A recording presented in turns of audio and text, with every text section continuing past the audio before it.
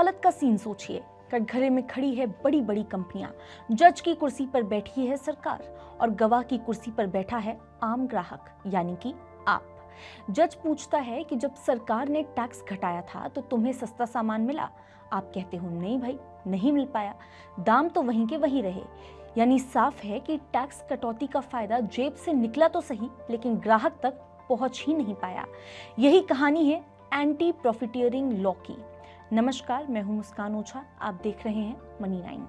देखिए, साल 2017 की बात है जब जीएसटी आया तो साथ ही ये प्रावधान भी लाया गया कि कोई कंपनी टैक्स घटने का फायदा खुद ना खा पाए।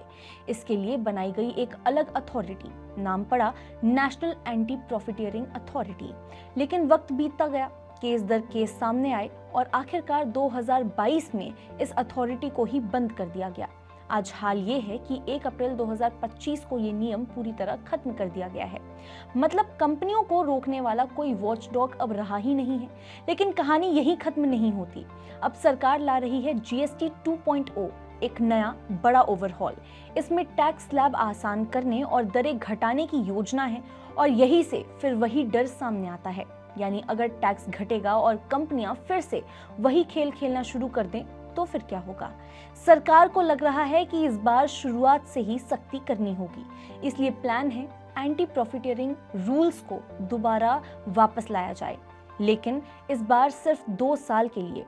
अब सोचिए, अगर ये प्रावधान आते हैं तो कंपनियों पर दोबारा दबाव बनेगा कि वो अपने प्रोडक्ट की एमआरपी घटाएं।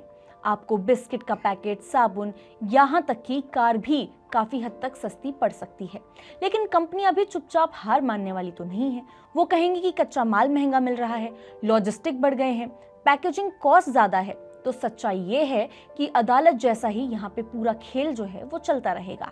एक तरफ ग्राहक उम्मीद लगाए बैठेगा, दूसरी तरफ कंपनियां अपने तर्क पेश करती रहेंगी।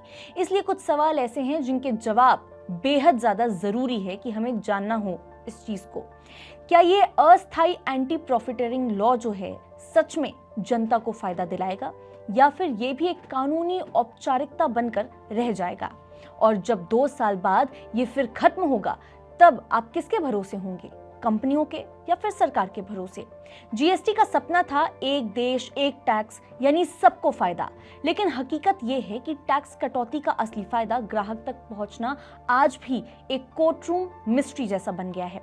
यानी फैसला अभी फिलहाल बाकी है।